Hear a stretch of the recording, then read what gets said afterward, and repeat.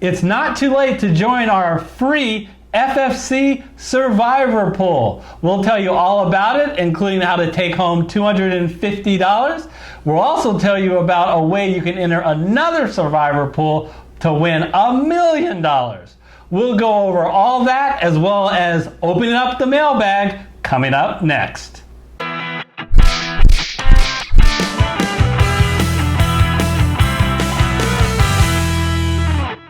Hi, I'm Eric Lee with the Fantasy Football Consultants.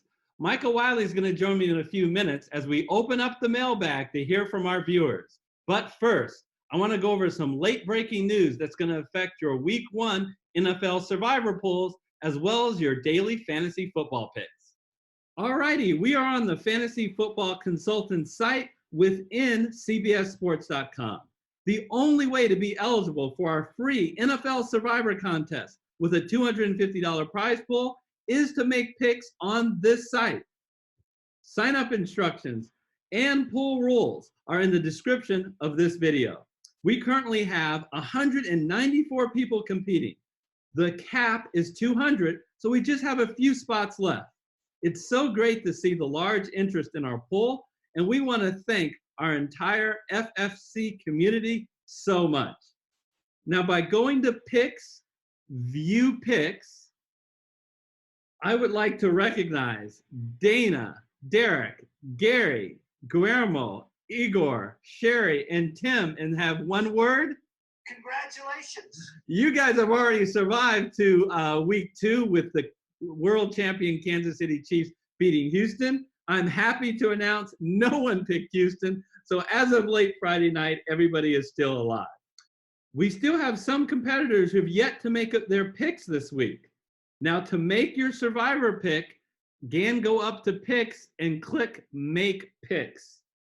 Now, as an FYI, here's the latest pick popularity percentages, not in our pool, but based on a variety of large Survivor pools in the industry as of Friday night.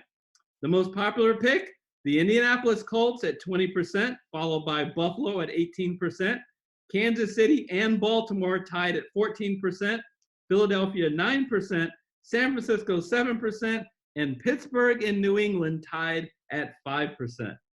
But after reviewing the unofficial picks shown in our YouTube comment section for the NFL Survivor Pool Week 1 video, it turns out my cult pick, spelled C-O-L-T, has become a cult pick, spelled C-U-L-T.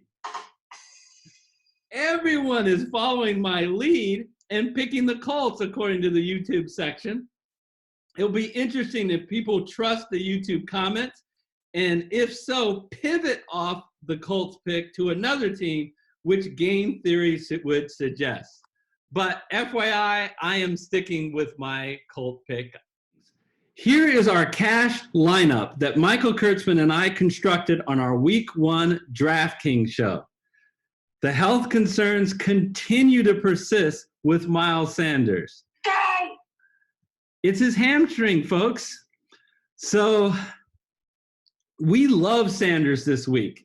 If he actually plays close to his regular workload, you have to track this situation closely, right up to the release of the inactive list 90 minutes before game time.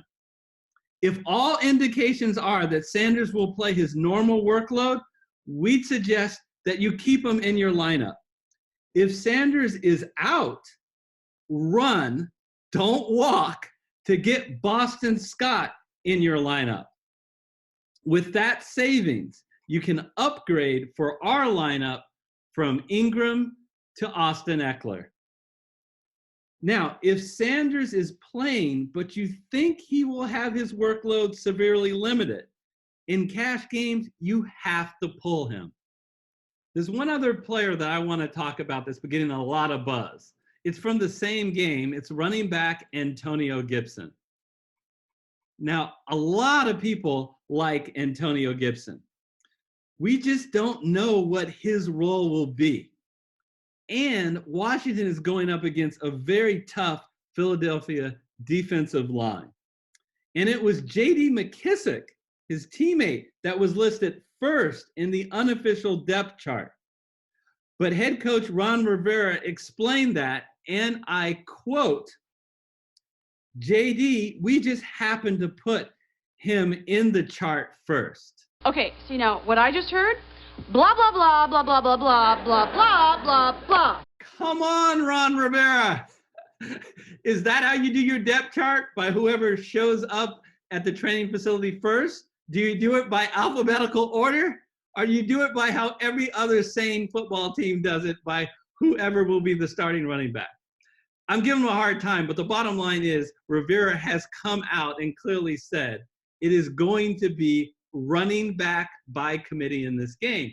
So not even the coaching staff, I think, know to begin the game exactly how they're going to be using Antonio Gibson in the game. We just know they're going to be using a bunch of running backs. Now, we understand why the excitement for Antonio Gibson. He's an exciting player. He's playing on DraftKings, which is a full PPR, remember, and he's a converted wide receiver now running back. So we know he, along with McKissick, are going to be great pass catching options out of the backfield.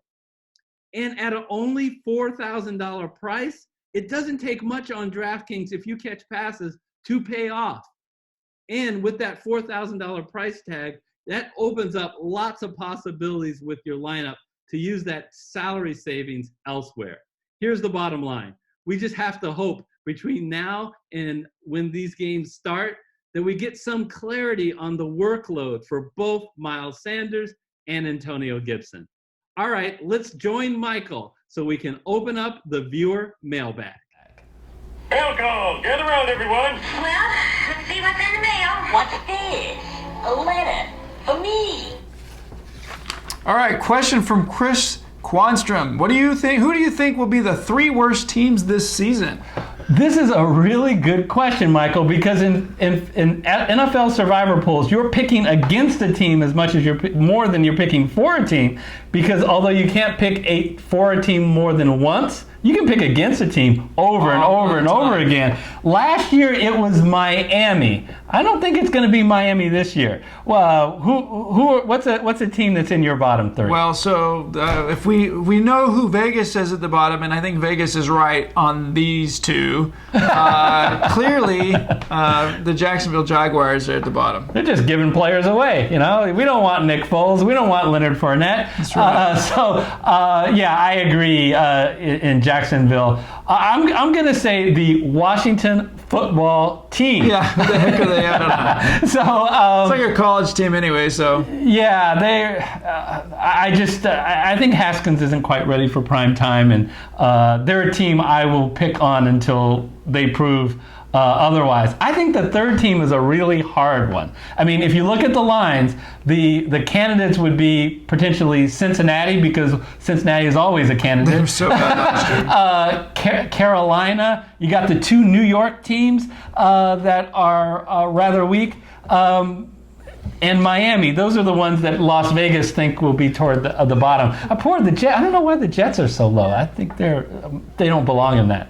Well, a lot of mediocre teams this year, which actually is going to make the survival pool even more challenging. But I think it's the Carolina Panthers. They fired Ron Rivera, and they're blaming it on him. And I don't know how bad of a coach necessarily he was. Their defense isn't the defense it was before. They still have Christian McCaffrey, but they've got some real challenges on the offensive side. I think it's them. And they also lost Greg Olsen, who I think they're going to miss at the tight end position. Yeah, and then I think Cincinnati's going to upgrade with Burrow. I'm not sure if he's starting game 1 yet. He will. He's been named the starter. I mean, he's a stud, and I think he's NFL quality stud, and he's got some weapons at the receiver spot.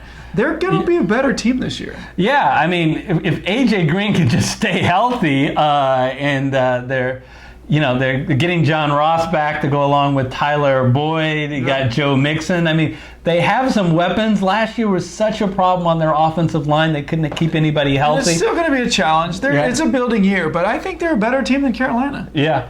So we're going to make that our 3 picks. Okay, that's Washington, Jacksonville, and the Carolina Panthers. Another question from Hermosa Beach Marketing.